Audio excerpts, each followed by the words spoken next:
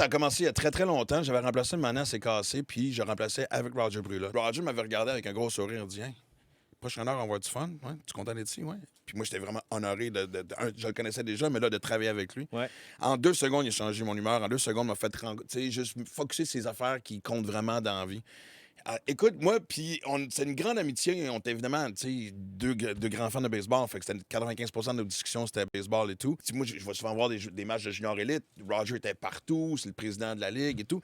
Et j'ai quand même eu l'honneur aussi de faire un podcast avec Roger. Peu de monde le savent parce qu'évidemment, le baseball a plus la popularité au Québec que dans le temps des expos. Mais on avait un podcast qui s'appelait Game Over avec Éric Gagné, le lanceur des Dodgers, le Québécois. Tu sais, Roger, c'était pas Monsieur Santé, on va se le dire. Chaque fois que je le voyais, comme justement un game de baseball, il y avait un hot dog et tout. Puis sa femme qui se préoccupait de la santé de son mari. Elle faisait des lunchs chantés. Puis quand il arrivait au podcast, des fois, j'arrivais, puis il me disait hey, toi, le marathonien, t'aimes ça courir, t'aimes ça être en santé? Ouais, je disais tiens, mange mes carottes. Oh my God. Hey, il est quand même drôle. Là. Ouais, non, il était extraordinaire. Honnêtement, je pourrais en parler pendant des heures, mais une histoire que je vais vous partager qui m'a marqué. À un moment donné, je m'en vais faire un show à Québec.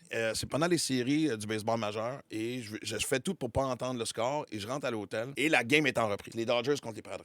Et je texte à Roger. Il est déjà tard, il est 11h, je vais pas le déranger. Fait que je texte à Roger. Je dis la game est-tu bonne? Vaut-tu la peine que je me couche tard? Je regarde la game ou blablabla. Le téléphone sonne, c'est Roger. Il s'est rendu où j'ai assez bien commencé. C'est la première manche. Puis c'est Roger qui décrivait. Puis j'y rappelais à chaque fois la joie que c'était d'entendre sa voix. Puis tout. Fait que t'as-tu le temps de jaser? Je dis, ben ouais. Écoute, ce qui aurait dû être une conversation de 10 minutes a duré 2h15. Écoute, on a jasé de la première à la 7e manche. Et ça a été des anecdotes une après l'autre. Puis c'était toujours, parce qu'avec Roger, c'était toujours, attends, j'en ai une autre pour toi. Les anecdotes de Roger étaient toutes croustillantes. Il n'y en a pas beaucoup que je pourrais raconter, même si je voulais. Mais celle-là est quand même drôle. À l'époque, il travaillait pour les expos. Et il reçoit un appel de la GRC. Ce qui arrive, c'est que les expos jouent contre les Rockies du Colorado. L'avion des Rockies atterrit. Et les expos revenaient de l'extérieur. Fait que leur avion, à eux autres, ici, ont atterri presque en même temps. Les avions sont à un côté de l'autre. Puis chaque avion a 2 autobus chacun. Ben ouais. Un autobus pour les joueurs, un autobus pour l'équipement. Le sergent de la GRC appelle Roger, il dit man, il dit Roger, je sais pas quoi faire. Il dit on vient de fouiller l'autobus des Rockies. L'équipement, tout ce qu'on a trouvé, man, je t'écoute, on a trouvé 2 poches de hockey pleines de seringues et de stéroïdes. On sait pas quoi faire. Ben non! Ouais. Arrête! Années 90! Incroyable. Baseball des années 90. Ben ouais. Fait que exact. Fait que là, Roger dit bon, attends une minute. Il dit avez-vous trouvé d'autres drogues, la coke, du pot, du hash? Il dit non, honnêtement, c'est ça l'affaire. Tu sais, c'est ça. Il dit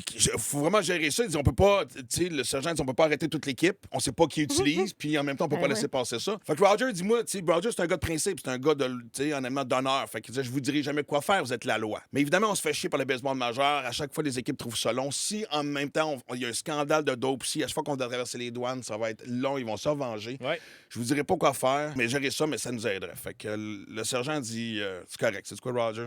Laisse-moi m'en occuper, puis on va régler ça. Fait que là, il dit parfait. Et là, Roger dit je peux-tu quand même vous demander une faveur? Le sergent dit oui, quoi? Il dit fouillez pas notre autobus.